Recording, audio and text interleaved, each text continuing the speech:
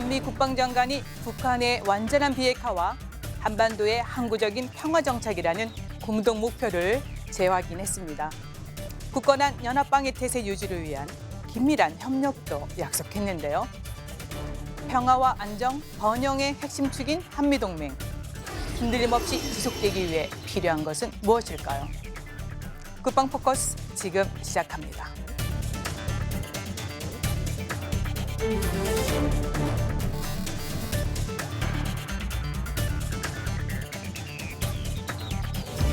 한미동맹이 어떠한 도전에도 흔들리지 않고 지속될 것임을 재확인하였습니다.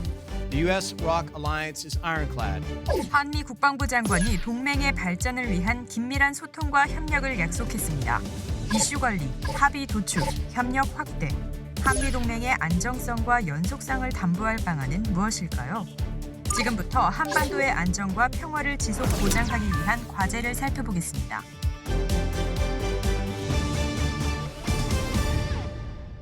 시청자 여러분, 안녕하십니까? 윤지연입니다. 지금부터 한미동맹 발전 과제와 전망에 대해 살펴보겠습니다. 함께 분들 소개해드리죠. 김열수 한국군사문제연구원 안보전략실장 나오셨습니다. 안녕하세요. 이종섭 경동대학교 초빙 교수 나오셨습니다. 안녕하십니까. 김병주 전 한미연합군 사령부 부사령관 나오셨습니다. 안녕하십니까. 민정은 국립외교원 미주연구부 교수 나오셨습니다. 안녕하세요. 요즘 한미동맹 관련 이슈들이 참 많습니다. 특히 지난주 한미 간에 중요한 안보회의가 있었는데요.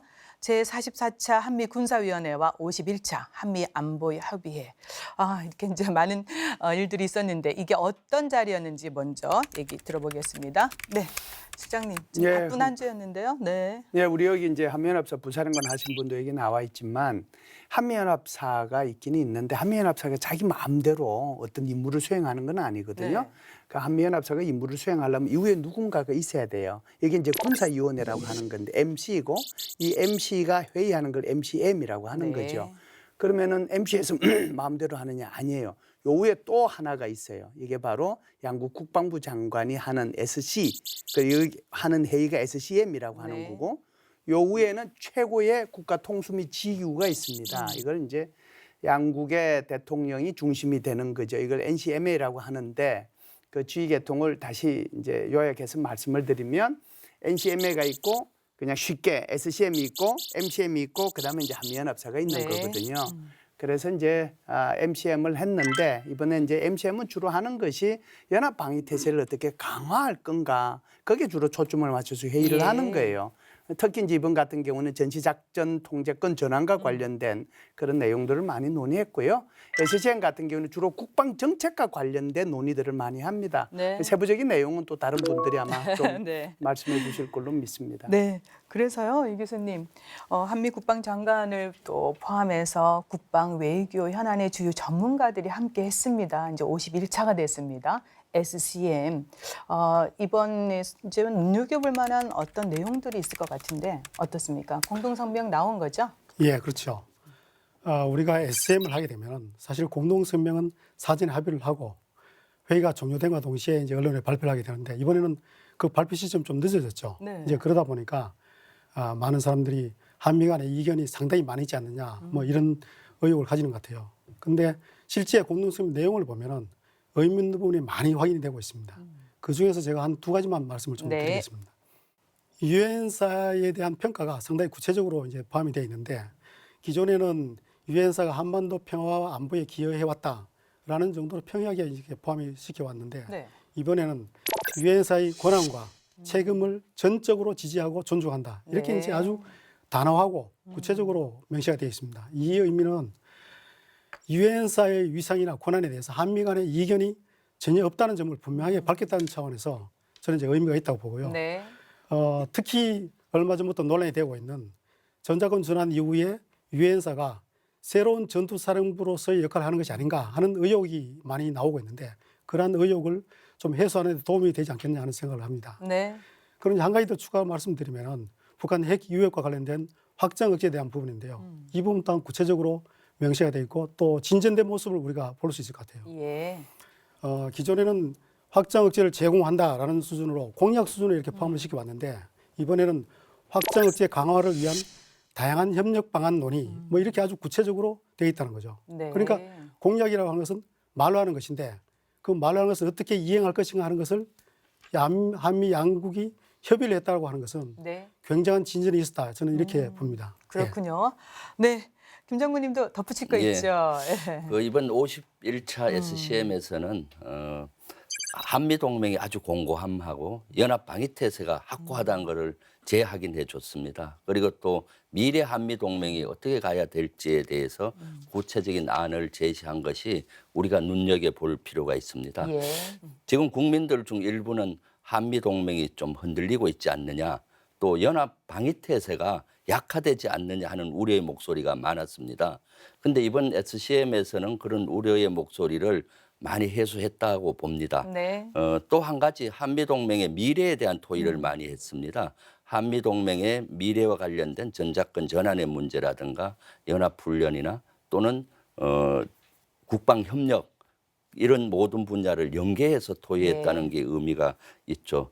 그리고 무엇보다도 저는 한미 양국 장관 또 한미 합참의장, 태평양 사령관, 연합사령관 등 한미 군수내부가 한 자리에 모여서 아주 허심탄회하게 한미의 이슈에 관계된 문제들을 토의하고 네. 했다는 것 자체가 한미동맹이 공고하다는 것 상징입니다. 네. 이거는 어떤 성명서보다도 한미동맹에 대한 아주 큰 상징이었고 그런 의미에서 저는 그런 걸 돋보였다고 보여집니다. 네. 한미동맹과 관련된 주요 이슈들이 정말 예. 장관님 말씀해 주신 대로 허심탄회하게 또 그렇죠. 얘기가 됐고 또 필요한 거는 또 진전시켜 나가는 그런 정말 중요한 SCM이었습니다. 이렇게 한미동맹은 60여 년 굳건하게 지속되어 왔습니다. 이제 최근에 우리의 목소리가 조금 나오게 있는데 아무래도 이제 5조 원이라고 하는 천문학적인 미국의 방위비 분담금 요금 때문일 겁니다. 한미동맹이 우리에게 이득이 되는 거냐? 이렇게 또 지적하는 분들도 또 많으시더라고요. 대한민국 안보의 핵심 축이라고 할 수 있는 한미동맹 발전 그리고 재정립, 질적 도약이 필요한 때가 아닌가 싶어서요. 김 장군님, 그래서요. 네. 우리가 한미동맹 앞에는 또 붙는 수식어가 있죠. 예, 혈맹. 그렇죠. 예, 그렇죠. 그렇습니다. 예. 대한민국 방위의 근간이 되고 있는 혈맹, 한미동맹 왜 필요하고 우리는 왜 지속시켜 나가야 될까요? 예, 지금은 동맹의 시대입니다. 네. 어느 나라도 자국의 안보를 자국 단독으로 하지는 않습니다. 세계 최강군을 가진 미국조차도 자국의 안보를 여러 나라와 같이 하고 있습니다. 네. 북한과 주변 강대국으로 둘러싸인 우리나라 같은 경우는 실제 동맹이라는 것은 대단히 중요한 것이죠. 세계에서 가장 빈국이었던 우리나라가 세계 속에서 대한민국으로 우뚝 설 수 있었던 것은 한미동맹의 기초 위에 한미동맹이 있었기 때문에 가능합니다. 우리나라가 생존하고 번영하는 데 한미동맹이야말로 버팀목이 됐던 네. 것이죠. 그래서 이는 미래에도 필요합니다. 한미동맹이 왜 중요하고 왜 지속해야 되느냐에 대한 의문은 한미동맹이 없는 대한민국을 생각해 보면은 쉽게 해답이 예. 나올 수가 있습니다. 조금 전에도 진행자님이 말씀했듯이 한미동맹은 피로 맺은 혈맹입니다. 6.25 전쟁, 베트남 전쟁, 또 테러와의 전쟁에서 한국과 미국은 같이 싸웠습니다. 그래서 한미동맹이라는 것은 외부의 침입이 있을 때 한국과 미국이 같이 싸운다는 그런 의미이죠. 예. 그래서 이러한 한미동맹은 실제 대한민국의 평화와 동북아의 안정에 아주 기여를 했습니다. 그 바탕 위에 우리 대한민국은 경제 발전, 민주주의 발전을 이룩했던 것이죠. 앞으로도 이러한 한미동맹은 필요하고 또 지속해야 된다고 생각합니다. 네. 예. 정말 잘 설명해 주셨는데 동맹이란 뭐 일정한 예. 상호 간의 군사 서로 지원이 필요하겠죠. 그렇죠. 또 그런 걸 약속하는 안보 공동체임에 틀림이 없는데 예. 자, 그렇지만 요즘에 한미동맹을 위협하는 요소도 있고 그렇죠. 또 그것만 있는 것이 아니라 그걸 극복해 나가면서 발전 유지시켜 나가야 되는데요. 이런 부분은 또 우리가 어떻게 고려를 해볼 수 있을까요? 한미동맹의 이러한 도전 요인과 극복할 수 있는 방법은 한 4가지 말씀을 네. 드리고 싶습니다. 한미 간에 해결해야 될 여러 가지 이슈가 많죠. 이러한 이슈를 한미 간의 의사소통을 원활히 해서 원활한 합의점을 도출해야 됩니다. 사실은 이슈 간에 토의하다 보면은 갈등으로 잘못될 수가 있습니다. 네. 이러한 관리를 잘해야 되겠죠. 최근에는 이러한 이슈들이 보면은 방위비 분담금 협상이라든가 전작권 전환 문제 또는 주한미군 기지 반환 문제 이런 것들을 잘 관리해야 된다고 봅니다. 그리고 지금은 현재 북한을 비핵화시키고 북한을 개혁 개방으로 이끌어야 되지 않습니까? 네. 이러한 정책을 시행함에 있어서 한미 간에는 오해함이 없도록 해야 됩니다. 오해가 실제 생기면은 믿음의 손상이 가고 이런 네. 것들이 한미 동맹에 좋지 않는 영향을 끼칠 수가 있는 것이죠. 그리고 한미 동맹은 정부 차원뿐만 아니라 민간 차원에서도 적극적으로 해야 됩니다. 그래서 현재 한미 동맹이 한미 군사 동맹을 넘어서 앞으로는 가치 동맹, 문화 동맹, 기술 동맹까지 예. 나갈 필요가 있죠. 그리고 마지막으로 저는 주한 미군들을 한국의 홍보대사로 만들 필요가 있다고 생각합니다.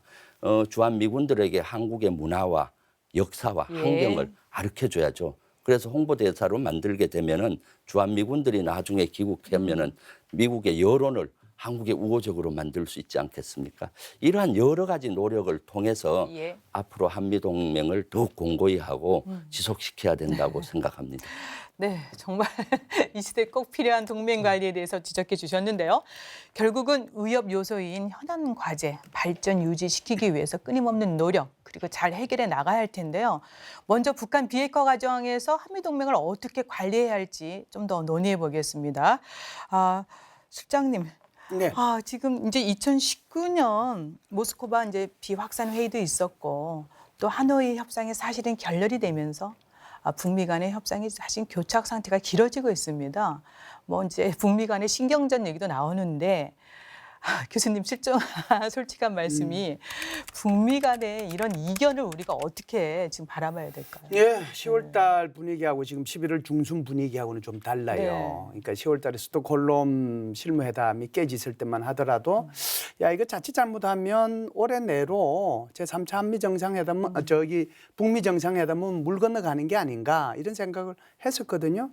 근데 지금 이제 11월 중순에 들어서면서 분위기가 완전히 바뀌어가고 있단 말이죠. 뭐냐면 우리 지금 에스퍼 국방부 장관이 SCM을 하기 위해서 한국으로 오는 도중에 그러니까 우리가 이제 훈련을 하고 있으니까 한미연합훈련 이제 조정할 수 있다라고 이제 얘기를 하니까 북한에서 이거 잘 됐다라고 생각을 하고 그러면은 이제 이 실무회담을 했으면 좋겠다 이런 얘기를 하거든요. 네. 게다가 이제 비건 대표가 이제 스웨덴이라는 제3국을 통해서 실무회담을 하자 12월 중에 이렇게 얘기하니까 북한의 이 실무회담의 대표자죠 김맹길이가 좋다 임의 시간과 임의 장소에서 실무회담을 했으면 좋겠다. 단 우리의 생존권과 발전권을 저해하는 이런 것들을 없애는 조건 하에서 이제 회담을 하자라고 얘기를 했고요. 여기에 이제 트럼프 대통령이 한마디 거들잖아요. 빨리 만나서 해결하자. 그리고 너 빨리 보고 싶다 이렇게 얘기를 했거든요. 네. 그러니까 이제 북한의 반응이 조금씩 바뀌고 있는데 북한의 반응이 10월달 11월 중순 오기 전까지는 회담을 했으면 좋겠다는 그런 속내를 비추다가 미국의 회담을 하겠다라고 하니까 지금은 이제 요구 조건을 내걸고 있어요. 그 요구 조건이 바로 생존권하고 발전권, 소위 말하는 미국의 적대시 정책을 대북한 적대시 정책을 포기하는 조건 하에서 실무회담을 하자. 그럴 생각이 없으면 아예 회담 네. 나오지 말아라 이런 얘기를 하고 있거든요. 제가 볼 때는 이제 미국이 생각하는 것은 그렇다고 해서 무슨 뭐 이 핵무기의 그 핵 비핵화의 끝부분 소위 말해서 엔드스테이트를 요구하지 않을 것도 아니고요. 로드맵을 요구하지도 않을 거예요. 여기에 대해서는 배남이 아마 없을 겁니다. 얼마만큼 이번에 이제 회담을 통해 가지고 이 문제가 서로 이제 합의점을 찾아내느냐가 이제 문제가 되지 않겠어요. 북한 입장에서는 가능하면 안 내놓고 싶겠죠. 신고서도 제출 안 하고 싶고 로드맵도 합의 안 하고 싶고 그냥 영변 하나만 플러스 알파 정도만 해서 어떻게 하면은 안보리 계리안 5개를 무력화시켜 가지고 자기네들이 이 경제적인 이 혜택을 좀 볼 것이냐 초점이 가 있단 말이죠. 여기에 대해서 밀고 당기는 것이 있게 될 텐데 중요한 건 이런 거예요. 지금 북한 입장에서 보면 이 정상회담도 필요하고 실무회담도 필요한데 왜 그러냐 하면 내년도에는 북한 노동당 창당 75주년이에요. 네. 게다가 이제 북한의 입장에서 보면 5개년 발전 전략의 마지막 해가 내년이거든요. 그런데 북한 정권의 정통성이라고 하는 것이 핵무기 가지고 있다고 해서 국민들이 정통성을 인정해 주는 게 아니잖아요. 경제 발전이 필요한데 아시다시피 2017년도에 마이너스 3.5%, 2018년도에 마이너스 4.1%의 GDP를 기록했단 말이죠. 북한의 입장에서. 그러려고 하면 빨리 제재 해제가 되고 경제적인 지원을 받아야 되는데 그렇게 하기 위해서는 3차 정상회담이 꼭 필요한 거죠. 네. 미국 입장에서도 보면 지금 트럼프 탄핵 문제도 있고 뭐 러시아 스캔들에 뭐 다양한 또 뭐 뮬러 특검에서 위정 문제도 있고 아주 복잡한 문제가 있는데 트럼프 대통령은 제일 중요한 게 재선이잖아요. 그러려고 하면은 뭔가 이제 외교적인 성과가 하나 있어야 되는데 그 외교적인 성과가 북미 간의 정상회담을 통해서 뭔가 이제 얻어내야 되는 그런 입장에 있거든요. 양쪽에서의 회담의 필요성은 분명히 있습니다. 네. 다시는 또 실패해서는 안 된다는 것도 알고 있어요. 여기서 미국과 북한이 얼마만큼 접점을 찾아내느냐가 아마 내년도에 한반도 안보상 네. 더 나아가서 동북아 안보상 전체를 판가름하지 않겠는가라고 생각을 해요. 연내 3차 북미 정상회담이 열릴지 교수님 지적해 주신 대로 북미 간 속내가 잘 드러나서 또 접점을 찾아낼 수 있을지 좀 더 추이를 지켜봐야 될 것 같습니다. 이제 또 이런 얘기도 해요. 자국민의 안전을 최우시하는 미국이 정말 유사시에 핵 응징보복이라는 거를 정말 감수해낼 수 있을 것이냐 이런 겁니다. 어떻게 생각하십니까?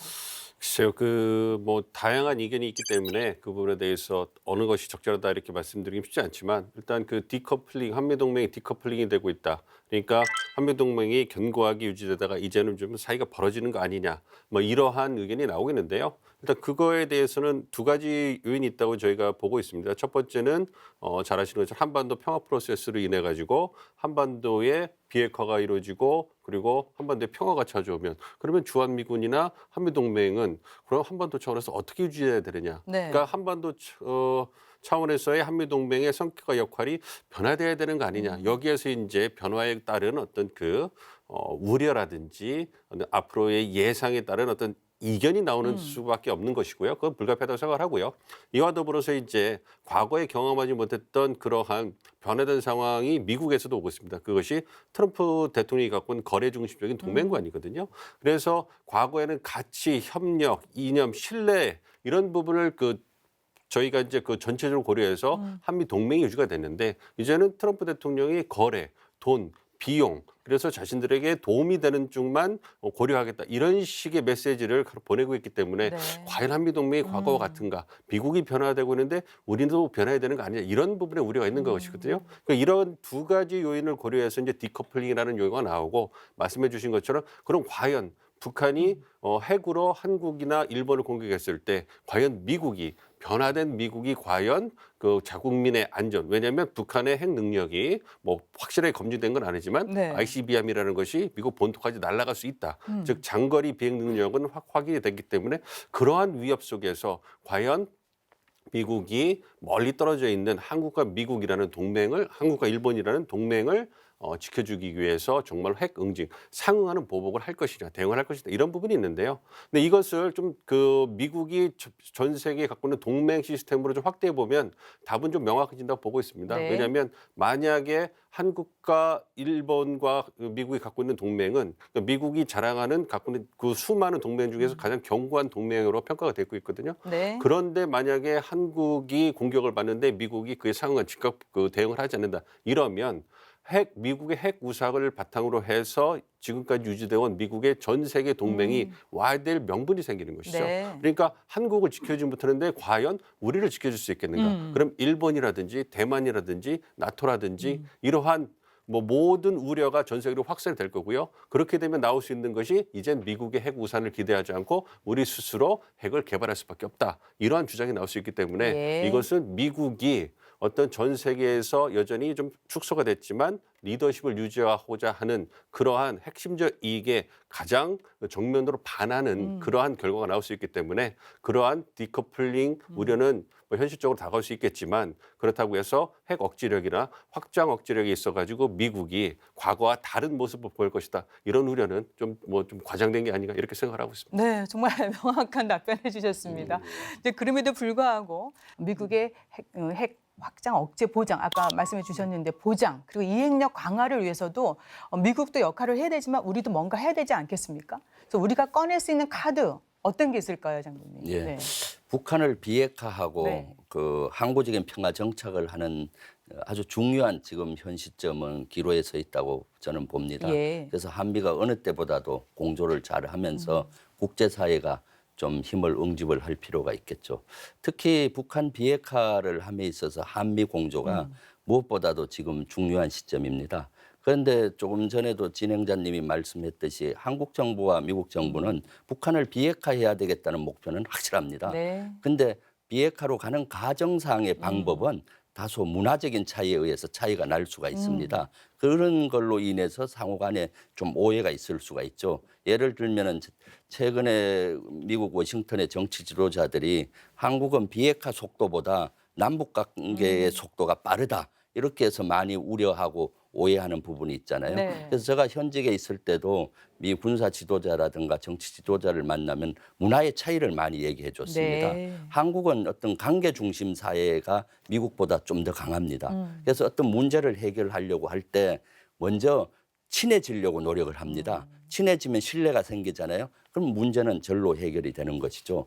미국의 문화는 문제가 있으면 친해지지가 않습니다. 문제가 해결해야 친해지는 것이죠. 네. 그래서 남북 간의 문제도 비핵화할 때 저희는 남북 교류 협력을 통해서 먼저 신뢰를 쌓고 그러면 신뢰 수준과 맞게 비핵화 속도는 갈 거라고 우리 정부는 그렇게 추진을 네. 합니다. 그런데 미국은 비핵화가 아주 안 됐는데 왜 교류 협력을 하느냐 이렇게 하는 것이죠. 그런 것들은 문화의 차이에서 오는 방법의 문제이거든요. 그래서 그런 것들을 미 정치 지도자라든가 군사 지도자를 이해시키는 그런 노력들이 필요하겠죠. 네. 그리고 또 진행자님이 말씀했듯이 미국의 확장 억제를 확실히 하고 또 시행을 좀 더 구체화하는 강화하는 노력이 필요하겠죠. 이번 다행스럽게도 이번 51차 SCM에서는 여기에 대해서 명확하게 얘기를 네. 했습니다. 미국은 핵화, 재래식, 또 미사일 방어 능력 등 모든 범주의 군사 능력을 가지고 대한민국의 확장 억제 정책을 보장하겠다라고 제하긴 그러니까 이런 확장 억제 정책을 함에 있어서 앞으로 한미 합참미가 연합사 중심으로 좀 더 어떤 면에서 확장 억제 전력을 투입을 하고 네. 계획을 할 것인가를 좀 더 구체화할 필요가 있죠. 네. 그리고 필요하다면은 연합사 차원에서 연합 연습할 때도 그런 사항을 반영을 해서 연습을 한다면은 좀 더 대비가 가능하리라고 보여집니다. 네, 그렇군요. 네. 지난 7일입니다. 한미연합군사령부 창설 41주년 기념식에서 문재인 대통령이 보낸 축전에 앞으로 전시작전 통제권 전환과 미래 한미연합군사령부 구성에 더욱 심혈을 기울여 한반도 평화를 만들어내는 지역이 되어주시기를 당부한다. 이런 내용이 있었습니다. 중요한 메시지인데요. 전자권 전환과 미래 연합사 구성의 속도를 내달라는 주문이라는 평가가 있었는데 특히 이제 문재인 대통령이 중점 추진하는 부분도 이제 담겨 있습니다. 그래서요, 교수님, 전자권 전환 우리 국민들이 많은 관심을 지금 보이고 있습니다. 조금 더 근본적인 질문을 드리고 싶은데 전자권 전환 왜 필요하고요? 또 이것이 현재 어떤 방향으로 추진되고 있는지 좀 강점을 좀 찝어주시겠습니까? 예, 이 전자권 전환 문제는 사실 2006년부터 지금 13년째 한미 동맹과 관련해서 핵심 이슈 중 하나로 지속되어 오고 있는 중입니다. 그래서 우선 현재 우리 정부의 전자권 전환에 대한 추진 방향이랄까 또는 추진 원칙 여기에 대해서 말씀을 좀 먼저 드리면요. 기존에 한미가 이제 이렇게 합의를 했죠. 어떤 시점을 정해놓고 전자권 전환 추진한 것이 아니라 조건이 충족되면 전환하겠다 하는 것이 가장 중요한 원칙인데 지금 정부 마찬가지 그대로 유지하겠다는 것이죠. 그다음 두 번째는 우리 군의 연합방위 주도 능력을 포함한 전환 조건 3가지 그것도 여전히 똑같이 유효하다는 거죠. 다만 이제 한 가지 차이 나는 부분이 뭐냐면은 조속히 추진되도록 하겠다 하는 것이 이제 차이 나는 부분인데요. 바로 이 점 때문에 네. 일부에서는 이미 특정 시기를 염두에 두고 추진하고 있는 것이 아니냐 하는 우려의 목소리가 나오고 있는 거죠. 그러다 보니까 최근에 와서 다시 이 전자권 전환 문제가 논란이 되고 있는 것 같습니다. 왜냐하면은 이 조속히 추진하겠다라고 하는 그 의지가 강하다 보면은 네. 같은 조건이라 하더라도 앞에서 얘기한 세 가지 조건이 변함이 없다 하더라도 네. 평가 결과는 달리 나올 수 있다고 우려하는 거죠. 그래서 저는 이런 우려사항을 해소하기 위해서 전자권 전환 조건을 평가하는 과정에서 정말 두 가지 사항이 중요하게 고려돼야 된다 하는 것만 말씀을 드리겠습니다. 두 가지 그 예. 말씀해 첫 번째는 주세요. 북한 핵위협을 어떻게 볼 것인가 하는 거죠.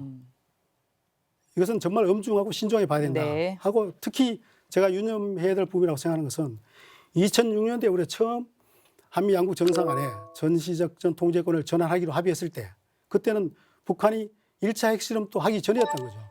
그래서 이 부분은 저는 상당히 의미가 있다. 예. 그때 상황과 지금 상황 많은 차이가 있다는 거죠. 네네. 그다음 두 번째는 그러면 이 조건 충족 여부를 누가 결정할 것인가 하는 거죠. 네. 저는 군사 전문가들이 해야 된다고 보는 거죠. 동시에 한미가 공동으로 해야 된다고. 예. 제가 왜 이 말씀을 드리냐면 이 전자권 전환이라는 문제는 정치가 아니라 우리 생존의 문제라고 생각하기 때문입니다. 네. 예. 지금 교수님께서 아주 명확하게 정리를 해주셨습니다. 조속히 전환한다 중요하지만 역시 조건을 맞춰 나가야 되는 부분 아니겠습니까? 그래서요, 실장님 아마 같은 맥락일 겁니다. 이제 우리가 한미동맹 상호 군사 방위 조약에 의하면 자동 개입 조항이 없기 때문에 또 이제 그런 거를 보완하기 위해서 연합사를 창설했는데 근데 전자권이 이렇게 전환이 된다면 이런 거는 어떻게 다시 고려해야 되느냐 우려 목소리 있지 않습니까? 오늘 우려 목소리 굉장히 많이 하는데 전자권 전환을 통해서 예. 그런 이점이 사라지면 어떻게 될 거냐. 예. 이제 그럴 수 있지 않겠습니까? 어떻게 해야 되는 겁니까? 아주 네. 좋은 말씀하셨는데 나토 조약하고 한미 상호 방위 조약하고 좀 차이가 있어요. 나토 조약 같은 경우에는 그 회원국들 중에서 누구라도 침략을 받으면 자기가 침략받았다고 생각하고 바로 즉각 이제 대응을 하도록 돼 네. 있거든요. 그러니까 한미 상호 방위 조약은 헌법 절차에 따라서 이걸 하도록 돼 있어요. 그러니까 바로 반응하는 게 아니잖아요. 그게 바로 그 부분인데 그러려고 하면 미국이 바로 반응하게 하려면 어떻게 하는 게 좋겠는가? 네. 그게 바로 이제 미군이 한반도에 우리 한국에 주둔하는 거죠. 그러니까 전쟁이 일어나면 우리가 먼저 공격할 일은 없으니까 북한이 공격하면 결국은 이제 미군들이 타격을 입게 될 거고 그렇게 되면 이제 한미가 자동으로 연합해서 이제 하는 거잖아요. 네. 뭐 연합사령부의 창설은 거기에 목적이 사실상 있었던 것은 아니고 다른 부분이고 그 부분을 길게 설명하려면 굉장히 이제 많은 시간이 필요로 해요. 그래서 기본적으로 그런 그 자동 개입할 수 있도록 하는 것은 미군 자체가 한국에 주둔하는 것 자체 이것이 이제 바로 자동 개입할 수 있는 그런 근거가 된다는 거고요. 지금 우리 이 교수님께서 아주 설명을 잘 해주셨는데 일부 걱정하시는 분들도 있어요. 그러면은 이게 한국군으로 그러니까 전자권이 전환이 되는데 이 걱정을 어떻게 하면은 안 시키고 전환을 받을 네. 것인가 하는 게 중요한 거잖아요. 대부분 다 말씀을 드렸는데 그게 바로 조건에 기초한 전자권 네. 전환이거든요. 이것은 뭐 SCM에서도 작년 올해 계속해서 지금 이제 조건에 기초한 전자권 전환을 공동성명에다가 얘기하고 네. 있는데 그 조건이 세 가지란 말이죠. 한국군이 정말 한미연합군을 이렇게 작전 통제할 수 있고 할 수 있는 그리고 전쟁을 기획할 수 있는 능력이 있는가. 그다음에 두 번째는 한국군이 북한의 핵미사일을 포함한 대량 살상 무기 WMD의 초기에 대응할 수 있는 능력을 갖고 있는가. 세 번째는 한반도를 포함해서 이 동북아의 안보 상황이 어떤 건가. 그럼 이 세 가지를 가지고 실제로 그런가 안 그런가를 평가를 해봐야 되잖아요. 그래서 올해는 2019년도죠. 올해는 IOC, 그러니까 초기, 그러니까 작전 능력 평가 이걸 뭐 Initial Operational 뭐 Capability 뭐 이런 식으로 얘기를 해요. 그걸 평가를 해보고 이번에 SCM에서 결정한 것은 양국 국방부 장관이 합의한 것은 내년도에 그러면은 초기가 아니라 완전히 풀로 그러니까 FOC라고 그러죠. 이걸로 한번 해보자. 그럼 내년도에 이제 평가 결과가 나오면은 그 결과 여하에 따라서 완전히 기동까지 해보는 네. 그러니까 정말 임무 수행이 가능한 FMC까지 한번 해보자. 그래서 이게 이제 어떤 특정한 연도를 가지고 이제 얘기하시는 분들도 있죠. 뭐 2022년, 2023년 그렇게 말씀하시는 분들도 있지만 기본적으로는 조건에 네. 충족되지 않으면 전자권 전환은 조금 유동성이 있다. 더 빨리 올 수도 있고 네. 조금 더 늦어질 수도 있다. 그러니까 이 부분에 너무 연연하시지 말아라. 또 너무 걱정하시지 말아라. 그런 말씀은 드리고 싶어요. 그러니까 가장 우려하는 것이 전자권 전환 이후에 한반도의 치명적인 어떤 위기를 정말 잘 극복하고 방지해 나갈 수 있느냐는 거에 방점이 찍혀져 있지 않습니까? 그래서 민 교수님은 어떻게 생각하십니까? 예, 김현수 실장님이 잘 말씀해 주셨으니까 이제 부연 설명만 좀 드리면 어쨌든 전자권 전환이라는 것은 우리 군이 가지고 있는 가장 큰 목표 중에 하나는 자주국방을 실현하기 위한 한 부분이고요. 그러니까 현상이 변화되게 되면 예전에 생각지 못했던 문제들이 발생한 건 불가피하다고 생각을 하고 있습니다. 그 부분에 대해서 얼마나 소통을 통해서 긴밀한 건조를 통해 가지고 잘 해결할 수 있냐 이 부분인데요. 올해 개최된 SACM에서도 얘기가 나왔지 않습니까? 전자권 그러니까 1차 기본 운영, 그러니까 한국군의 기본 운영 중에 있어서 진전에 있었다는 걸 확인했다라고 네. 얘기를 하고 있거든요. 그러니까 이렇게 점진적으로 조건에 기초한 전자권 전환을 위해서 점진적으로 양국이 협조를 통해 긴밀한 소통을 통해 가지고 해 나간다면 네. 문제가 없을 거라고 생각을 하고 있고요. 그런 측면에서 본다면, 그리고 전자권이 만약 전환되면, 미국이 한국에 대해서 위기 상황에 자동 개입하지 않지 않겠냐 이런 부분이 있는데요. 그건 아까도 말씀드린 것처럼 이제 미국에 있어서 한미 동맹, 한국의 중요성이 얼마나 되느냐가 결정을 해주겠죠. 네. 아무리 미국 법이 있고 한미 상호 조약이 있다고 하더라도 한국의 전략적 중요성이 미국에 의해서 감소한다면 그렇다면 미국의 생법도 달라지게 될 것이고요. 그러면 법이 존재하더라도 실제에 있어서 정치 부분에서 얼마나 미국 행정부, 즉 군 통수권자인 대통령이 움직여주겠냐 이 부분은 우리가 다른 부분에도 생각할 부분도 있거든요. 네. 예, 그런 부분을 생각을 해본다면 한미동맹의 중요성 그리고 미국이 이 동아시아에 갖고 있는 중요성이 여전히 지속된다면 한미동맹은 미일 동맹과 더불어서 미국의 리더십을 유지하기 위한 초석이기 때문에 네. 그러한 부분 그래서 현실적으로 본다면 거의 모든 부분이 이제 동의하지 않습니까? 현실적으로 본다면 미국이 한국 유사시에 개입을 하게 될 것이다. 그러한 부분은 미국의 왜냐하면 그 전략적 이익과 맞아떨어지기 때문이다. 이 부분을 좀 보시면 문제가 없지 않을 거다 이렇게 생각하고 있습니다. 네. 자, 그러면 이제 얘기를 종합하면 두 가지로 정리가 될 수 있겠습니다. 예. 그러니까 전자권 전환돼도 한미동맹 굳건할 것이냐라는 것이고 두 번째는 한반도가 완전히 비핵화가 되지 않은 상태에서 전자권이 전환돼도 아무 걱정이 없는 건지. 예, 이거는 예. 예, 좀 답변을 주셔야 되겠습니다. 장군님 말씀해 주세요. 예. 그러니까 많은 국민들께서 전자권 전환되면은 한미 동맹이 좀 약화되지 않겠느냐 하는 우려를 하시는 분들이 많죠. 네. 그 분야에 대해서 제가 두 가지를 말씀드리고 싶습니다. 먼저 한미 동맹이 상위 개념이고 그 전자권 전환은 하위 개념입니다. 예. 한미 동맹이라는 것은 조금 전에 말씀드렸듯이 외부에 적이 침입하면은 한국군과 미국이 같이 싸운다는 큰 개념이죠. 그러니까 한미 동맹이 공고하면은 그 밑에 것도 사실은 공고할 확률이 많고 네. 한미 동맹이 위에서 흔들리면은 아무리 좋은 지휘 구조를 가져도 잘 안 될 수가 있습니다. 그래서 한미 동맹을 먼저 잘 관리하는 것이 우선이죠. 그다음 이 한미 동맹을 수행하기 위한 구조가 이제 연합 방위 체계입니다. 네. 그래서 연합사를 전자권 전환을 하더라도 그대로 유지하는 걸로 돼 있습니다. 연합사는 한미가 같이 동수, 거의 비슷한 동수로 지휘하는 거죠. 그래서 사실은 한국군과 미국을 연합사가 공동으로 지휘하는 그런 개념으로 현재도 네. 되어 있습니다. 그다음 지금 하부 구조를 한미 연합 구조를 강화하고 있습니다. 그건 뭔가 하면 연합사 밑에 보면은 육군, 해군, 공군, 한미군을 지휘해야 되는데 거기 구성군 사령부라고 합니다. 네. 그래서 지상군 같으면은 한미 지상 구성군 사령부죠. 이런 것들은 기존에는 전시에만 구성이 되고 평시에는 그냥 지휘부만 조금 갖고 있다가 전시에 구성되는데 평시부터 지금은 한미 구성하고 있는 작업을 하고 있습니다. 네. 그럼 연합사와 밑에 지상 구성군 한미가 평시 구성되고 한미 공군 구성군 사령부, 한미 해군 구성군 사령부 평시 강화되죠. 그리고 그 하부에 있는 미 2사단 같은 경우도 벌써 미 2사단이 미군 혼자 있는 게 아니라 연합사단으로 만들었습니다. 네. 사단 사령부는 한미 연합으로 같이 되어 있거든요. 그래서 이런 전자권 전환이 됐을 때 한미 동맹이 튼튼하냐 국가를 보장하기 위해서 군에서는 나름대로 하부 구조부터 예. 단단히 하는 이런 작업을 하고 있죠.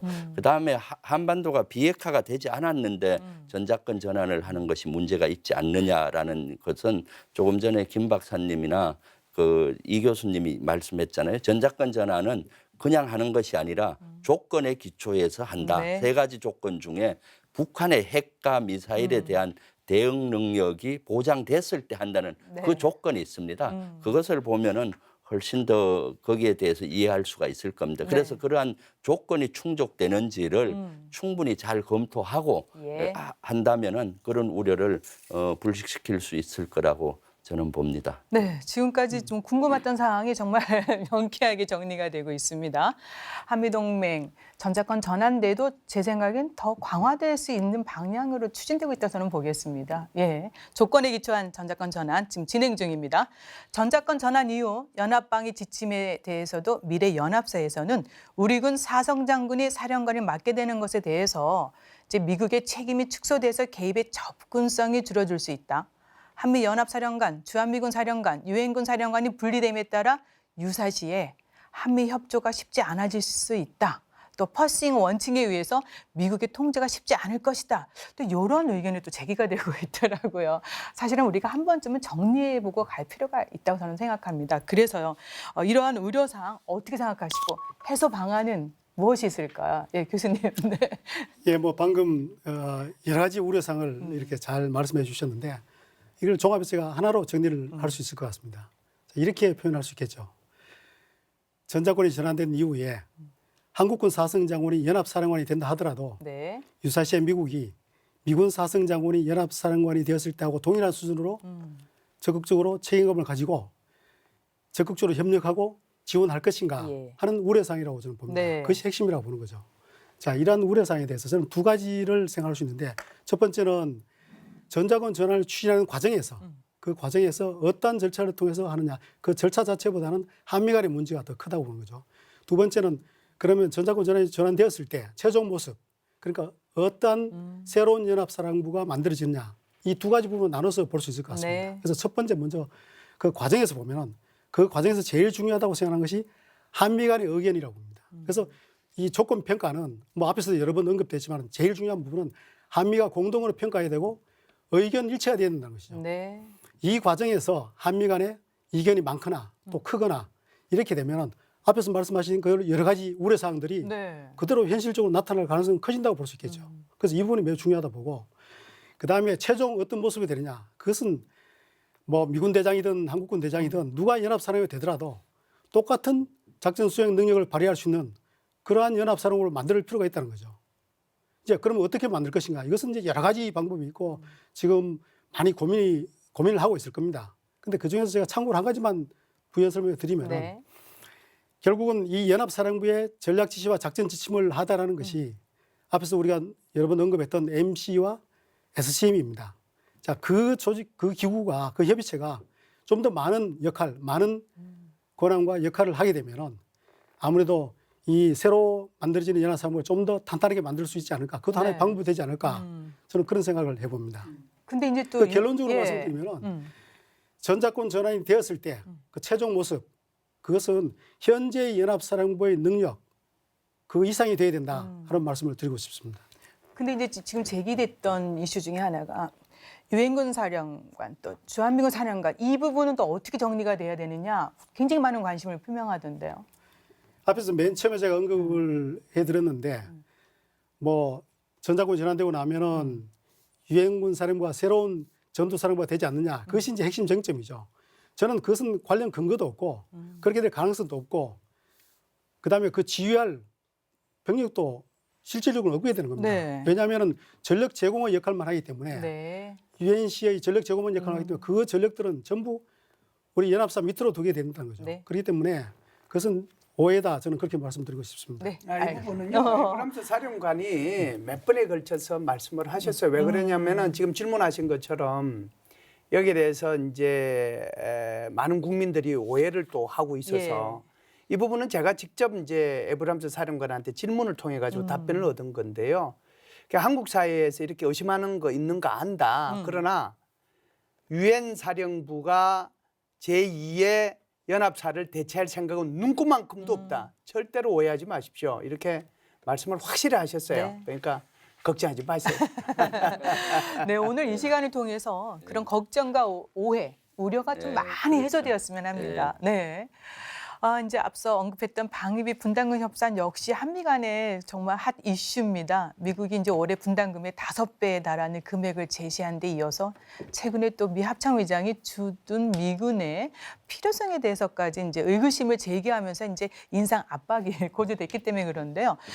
교수님 어떻습니까? 한미 간의 이견 어떻게 좁혀 나가야 되고 이제 가장 이제 제기되는 문제 중에 하나가 혹시 방위비 분담금에 대한 한미 간의 인식에 어떤 차이가 지금 나오고 있는 게 아니냐는 겁니다. 어떻게 보고 계십니까? 인식의 차이는 있죠. 네. 우선 이제 밀리 합참의장부터 좀 먼저 말씀을 드리면 그분이 이제 뭐 지난달 말에 합참의장으로 새로 임명이 됐잖아요. 그래서 이제 제일 먼저 방문한 곳이 이제 일본이고 한국이고 그래서 이제 한국에 처음으로 이제 MCM에 참여도 하고 그랬는데 일본에서 한국으로 오는 비행기 속에서 이제 기자들이 질문을 했어요. 질문을 했는데 이 질문을 했는데 그 답변에 대한 내용이 좀 미국 언론에 잘못 유포된 것이 그대로 한국 언론에서 받아들여서 그것이 이제 잘못 인식을 하게 됐는데 그게 바로 이제 질문하신 것처럼 야 이거 밀리 합참 의장이 주한미군 철수 가능성을 언급했다. 이렇게 이제 얘기가 됐단 말이죠. 이게 아니라는 거 네. 제가 다시 말씀을 드립니다. 왜 그러냐면 틸러리 전 연합사령관이 이번에 한국에 와서 역대 연합사령관, 부사령관 포럼을 가졌거든요. 그때 이제 본인이 직접 얘기했어요. 그러면서 이 지금 새로운 이 합참의장은 자기 아버지가 6.25 전쟁 때 참전하셨던 분이고 이 합참의장도 젊었을 때 임진강 북쪽에서 한국에서 근무했던 사람이기 때문에 네. 누구보다도 한국을 사랑한다. 그걸 첫 번째 얘기를 하면서 두 번째 오해가 있었는데 그 오해의 핵심은 뭐냐면 많은 보통 미국인들은 왜 미군이 한국과 일본과 그 외에 수많은 나라에서 파병을 해 있는지 거기에 대해서 질문을 하는데 거기에 대해서는 나는 답변을 해야 될 의무가 있다. 그게 다예요. 네. 근데 이렇게 대답을 했는데 미국의 이제 언론에서는 그걸 뭐라고 했냐면은 주한미군 철수 가능성 이걸 얘기했단 네. 말이죠. 그러니까 전혀 그게 아니다라고 알겠습니다. 하는 거를 먼저 말씀을 드리고요. 네. 두 번째는 인식의 차이인데 네. 이 트럼프 대통령이 좀 달라요. 아까 우리 민 교수님께서 네. 잘 말씀을 하셨지만 사실은 이 트럼프 대통령은 동맹을 이념이나 가치나 이런 관점에서 접근하는 것이 아니라 거래적이고 경제적인 관점에서 접근한단 말이죠. 그래서 이분이 대통령 되기 전에도 선거 캠페인을 통해서 대통령이 되고 나서도 지속적으로 얘기하고 있는 것이 왜 우리는 수많은 부유한 나라에 가서 그들을 방어해주고 있는데 그들은 더 부유해졌고 안전해졌는데 왜 미국은 군사력이 이렇게 쪼그라들고 오히려 더 불안해졌느냐. 그러니까 동맹국들이 같이 분담을 해야 된다. 이 사람의 이게 기본적인 인식이에요. 그렇기 때문에 이제 이번에 한국에서도 5배 내놔라 그러고 일본에서도 4배 내놔라 그러는데요. 다행인 것은 이번에 SCM에서 양국 국방장관이 합의한 이 부분에 대해서 2개의 문장이 있는데 첫 번째 문장은 올해 연말이 되기 전에 내년도에 적용될 SMA, 소위 말해서 방위비 분담금 협상을 끝냈으면 좋겠다는 게 첫 번째 문장이고 네. 두 번째 문장은 한미 양국은 공정하고 서로 합의 가능한 수준에서 방위비 분담금을 확정해야 된다라고 얘기했어요. 그래서 상호 합의 가능한 범위 이게 핵심이에요. 네. 제가 볼 때는 미국의 실무자들도 굉장히 고통스러워하는 것 같습니다. 네. 왜 그러냐면 이분들도 합리적인 사람인데 트럼프 대통령께서 워낙 그냥 네. 밀어붙이니까 굉장히 곤혹스럽게 지금 회의장에 나와서 참여하고 있지 않은가. 그래서 우리가 논리적으로 계속 대응하고 있기 때문에 네. 그 결과는 나쁘지 않게 나오리라고 생각을 합니다. 민 교수님, 그럼 방위비 분담금 정말 미국을 설득해서 또는 미국과 잘 합의를 해서 적정 수준으로 좀 조절이 될까요?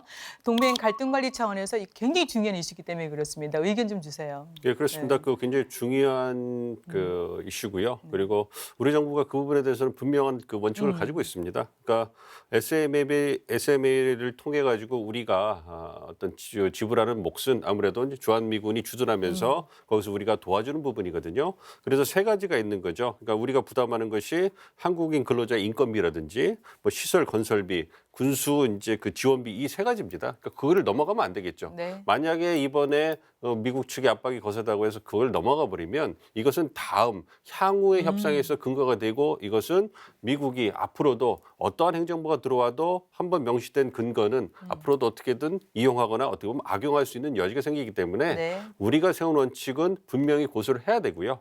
물론 이제 그렇지만 그 협의라는 것이 우리 그 주장만 받아들일 수는 없으니까 네. 저쪽의 주장도 좀 받아들여줘야 되는데 이제 그 김현수 실장님 말씀해 주신 것처럼 서로가 받아들일 수 있고 납득 가능한 수준에서 해야 되기 때문에 어느 정도의 증액은 불가피하다고 보고 있습니다. 그리고 연말까지 시한을 정한 것도 트럼프 대통령이 내년 재선을 앞두고 그리고 이제 내년에 있을 뭐 일본이라든지 그 향후에 있을 나토와의 어떤 방위비 분담금 증액 부분에 있어가지고 뭔가 어떤 그 본보기를 삼고 싶기 때문에 네. 그런 부분에서 명확하게 시한을 두기 때문에 사실 시한을 명확하게 뒀다는 우리한테 나쁜 건 아닙니다. 네. 왜냐하면 우리가 원칙을 가지고 계속 그 협상을 해나간다면 급한 건 미국 이주 우리가 아니거든요. 그래서 그 부분에서 미국의 좀 체면을 살려주면서 우리 원칙을 지켜나가면서 그 안에서 뭔가 공통 분모를 찾아내는 것이 목적이 그 가장 중요할 것 같고요. 그런 세부 상황에 대해서는 지금 논의가 되고 있기 때문에 네. 되고 있기 때문에 뭐 이렇게 언급하는 것은 뭐 적절치 않다고 생각을 하고 있습니다. 그리고 마지막 하나 드리고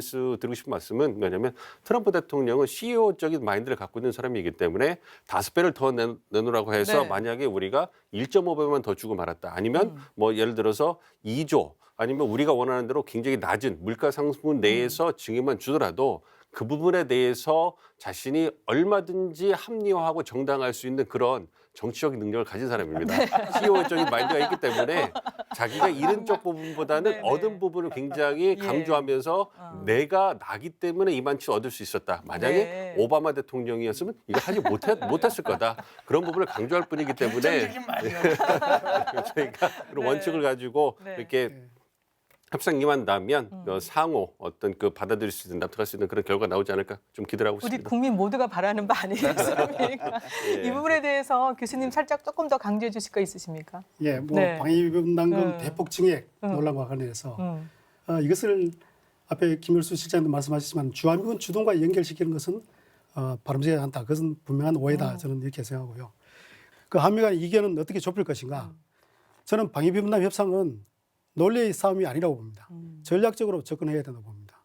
이것이 비용에 대한 협상이긴 하지만은 비용이라는 범주 속에서 갇혀있어서는 안 된다는 거죠. 이것을 넘어서서 전략적 요소까지 포함해서 좀 더 포괄적으로 협상을 해야 될 것이고 무엇을 우리가 양보하고 무엇을 얻을 것인가 이것을 사전에 잘 정리를 해서 예. 미국하고 좀 더 큰 틀에서 전략적으로 접근할 필요가 있다. 저는 그렇게 봅니다. 교수님 계속해서 좀 기고도 해주시고 지혜를 좀 정부에 심어주십시오. 네. 이제 또 다른 이슈입니다. 이제 지소미아로 좀 넘어가 보겠습니다. 김 장군님, 한일 이제 지소미아 문제에 대해서도 미국이 사실 우리 정부를 압박한다 이런 표현 쓰고 있고 또 당연히 쓰고 있는 것이 맞는데 우리 입장에서 어떤 의미인지, 그러니까 저 한미일 안보 협력과 관련해서 지소미아가 우리에게 어떤 의미인지에 대해서 좀 강조해 주시겠습니까? 지소미아는 사실 북한의 핵 미사일에 대응하기 위해서 한미일의 정보를 공유하자는 그 협정입니다. 네. 그래서 북한의 핵과 미사일이 우리에게는 실체적인 위협이고 가장 큰 위협이지 않습니까? 그걸 해소하기 위해서 서로의 정보를 공유해서 해야 되는 그런 거가 되겠습니다. 그래서 사실은 한미일 그 군사 협력 같은 경우는 아주 한반도의 안전이나 동북아의 안정을 위해서도 아주 중요합니다. 네. 왜냐하면은 한반도에 만약에 전쟁이 난다면은 특히 일본의 위치가 대단히 중요합니다. 미국에 증원되는 미국 전력 중에 많은 전력들은 일본에 거주하고 있는 주일미군들입니다. 네. 해병대나 그 공군력. 그 다음에 미 본토에서 또 증원이 되지 않습니까? 본토에서 바로 우리 한반도 지역으로 오는 병력도 있지만 대다수는 일본을 경유해서 거기서 전투력 준비를 해서 오게 됩니다. 그다음에 6.25 전쟁 때 16개국이 참전했지 않습니까? 네. 그 16개국이 만약에 한반도에 다시 참전을 한다면은 유엔사의 후방 기지가 일본에 네. 있습니다. 거기에서 이제 와서 전투력 준비를 해서 우리 한반도에 참전하는 게 되겠습니다. 그래서 미국과 유엔사 입장에서 보면은 미국의 증원 전력이나 유엔사의 일본은 보고 기지라고 보면 됩니다. 네. 그렇기 때문에 그런 의미에서 한미일 군사 협력은 중요합니다. 그래서 우리 정부에서도 역사 문제라든가 이런 갈등요 한미 간에 갖고 있는 거와 별도로 안보는 별도로 관리합니다. 그래서 네. 투트랙 전략을 현재는 쓰고 있죠. 예. 네. 이제 시간이 다 됐습니다. 한미 간의 이제 이견은 좀 좁혀 나가면서 윈윈 전략으로 계속 이제 지속해 나가야 되는데, 이제 이런 한미 동맹 역시 가장 중요한 게 한반도의 안정과 또 평화, 번영에서 기초가 돼야 됩니다. 이제 한 말씀씩 듣고 싶은 내용이 어떻게 하면은 동맹을 좀 잘 유지하고 발전시켜 나갈 수 있을지 로드맵에 대해서 좀 의견을 주셨으면 좋겠습니다. 네, 교수님 먼저 해주시겠습니까? 예. 뭐 지금까지 한미 동맹을 생각하면서 좋은 말씀 많이 있었는데 저는 한미 동맹과 관련해서 가장 중요하다고 생각하는 한 가지만 말씀드리겠습니다. 한미 양국 간의 신뢰를 구축하는 것이 가장 우선적으로 우리가 해야 될 일이라고 저는 봅니다. 그래서 우리가 한미 동맹을 표현할 때 신뢰 동맹이라는 표현까지 하고 있는 거죠.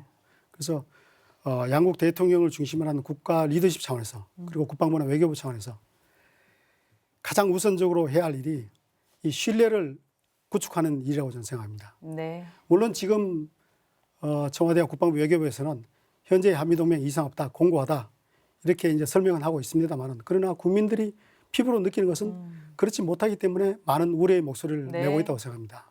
그래서 이러와 관련해서 어떤 신뢰를 좀 회복하면서 앞으로 한미동맹 관계가 더욱더 발전되었으면 좋겠다는 생각입니다. 네, 예. 신뢰 구축한 한미동맹 변화 발전 계속해서 유지해 나가야 되는데요. 민 교수님은 또 어떤 의견이 있습니까? 네.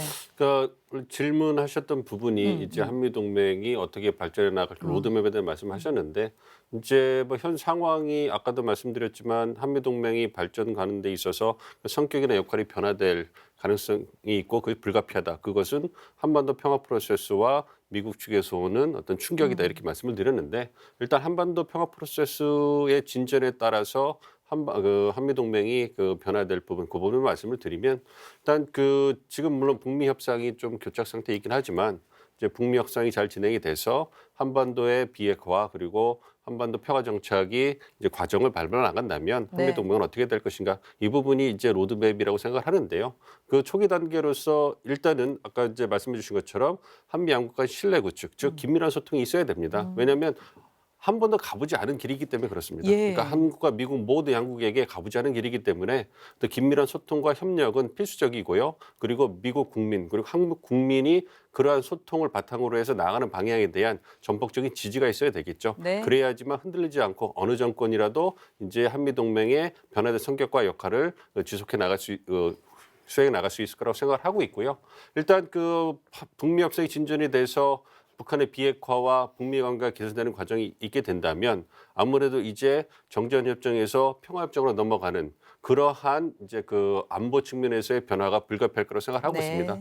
그 과정에서 주한미군의 역할이라든지 한미동맹의 역할이라든지 유엔사의 역할 그리고 평화협정에서 중국이 들어오는 부분에 대해서 어떻게 우리가 다뤄야 될 부분이 있는지 그런 부분에 대해서 이제 하나하나의 시나리오를 가지고 우리가 한미동맹은 다시 말씀드리지만 한국과 미국 양국의 문제이기 때문에 네. 두 국가가 축축이 돼서 그러한 문제들을 어떻게 슬기롭게 전략적 이익에 맞게 해결해 나갈 것인가 그런 부분에 대해서 심도 있는 논의가 필요할 거라고 생각하고 네. 있습니다. 장군님도 의견 주십시오. 네. 한미 동맹의 로드맵에서 우리 이 교수님께서는 현재 한미 동맹에 대해서 믿음이 중요하다고 말씀했고 우리 민 교수님께서는 또 화해 협력 비핵화 단계에서 한미 동맹이 가야 되는 로드맵을 말씀했습니다. 저는 좀 더 나가서 네.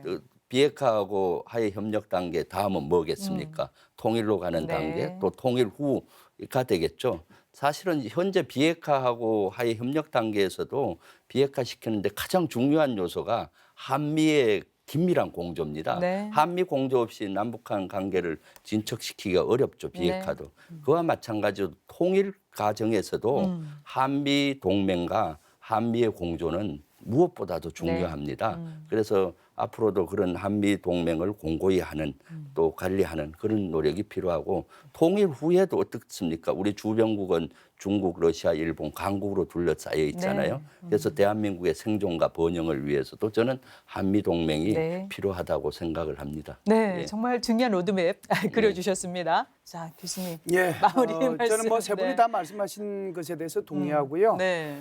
보다 좀 큰 차원에서 말씀을 드리면 한미 동맹과 주한미군에 대해서 우리가 어떤 원칙을 가지고 이를 실행해 나갈 건가 하는 것이 저는 중요하다라고 봐요.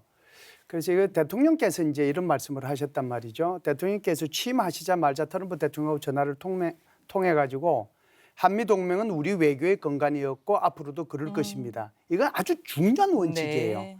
그리고 이제 이 주한미군에 대해서도 대통령께서 2018년도 폭스 인터뷰를 통해 가지고 이런 말씀을 하셨는데 사실상 주한미군은 남북 관계에서 평화를 만들어내는 억지력에서도 큰 역할을 하고 있고 동북아 전체의 안정과 평화를 위해서도 균형자 역할을 하고 있다. 네. 이 말씀을 하시면서 평화협정이 체결되고 난 뒤에도 심지어 남북 통일이 이루고 난 뒤에도 동북아 전체의 평화와 안정을 위해서 주한미군의 주둔이 필요하다. 네. 대통령께서 가지고 있는 이 원칙만 제대로 그대로 지켜나가고 또 이를 위해서 어떻게 더 견고하게 한미동맹을 만들어 나갈 것인가 이행을 해 나간다라고 하면 네. 한미동맹은 점점 더 발전하겠지요. 네. 그래서 걱정하시지 말고 발 편안하게 뻗고 주무셔도 됩니다. 네. 네, 과거에도 그랬고요. 현재는 더더욱 그렇습니다. 그리고 우리가 그려나가는 한반도 평화와 안정을 위해서도 한미동맹은 우리 외교와 또 안보, 국방의 정말 가장 근본이 되는 주춧돌입니다. 그래서 지금 우리가 논의했던 뭐 분담금 협상 또 그리고 조건에 기초한 전자권 이런 것들은 갈등 요소라기보다는 동맹 관리 차원에서 협력을 해야 되고 특히 키워드는 윈윈 전략이 정말 필요한 시점이라고 정리를 해보겠습니다. 오늘 소중한 말씀 잘 들었고요. 더욱더 지혜를 모아야 되겠습니다. 고맙습니다. 예, 감사합니다. We go together. 서로 윈윈하는 동행. 한미동맹이 역동적인 한반도와 동북아의 안보 환경에 발맞춰 더욱 호혜적이고 미래지향적으로 발전하길 기대해보면서 국방 포커스 오늘은 여기서 마치겠습니다. 시청해 주셔서 감사합니다. 다음 주에 다시 찾아뵙겠습니다. 안녕히 계십시오.